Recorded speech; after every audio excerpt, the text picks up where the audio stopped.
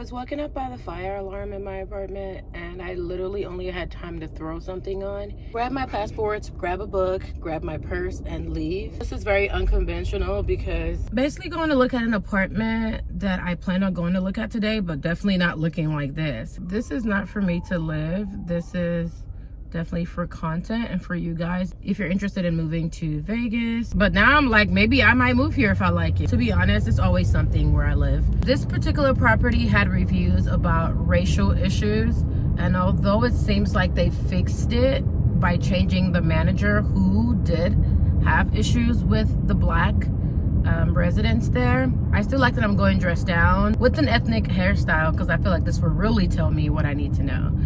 Assuming they don't see what I'm driving, because I know people profile you that way as well. But first, we're going to stop for boba.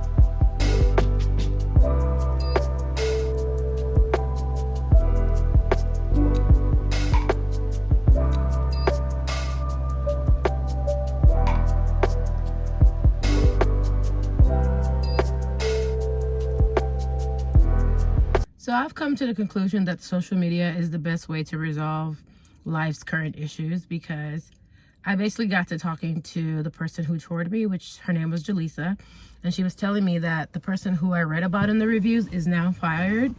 And it all started from a TikTok video. Apparently, it doesn't show the full context. But the point was, she had dissatisfied residents. They called her out and she lost her job. And they do have a new manager now.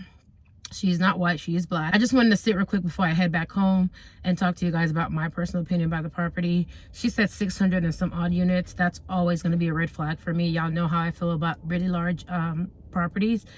If you don't mind, it's okay for you, but from my personal experience renting for over 10 years, I would never go for a property that's that large because they simply can't keep up.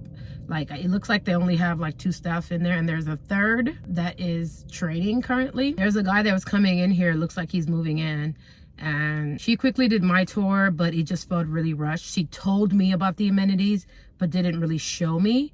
I had to ask her to show it to me. It just didn't feel welcoming because I was like, damn, if that's how I'm treated while I'm inquiring, how are you going to treat me if I actually live here? Does that make sense? So this might not be an issue with that actual person who got fired, but rather the attitude and like just the professionalism of the people who work here currently. As soon as I walked in and she asked me what am I interested in, I told her a large one or 2. She immediately said we don't have anything available. And I'm like, I saw them online. They literally said, I saw 3 bedrooms showing as available online, 2 bedrooms showing as available online.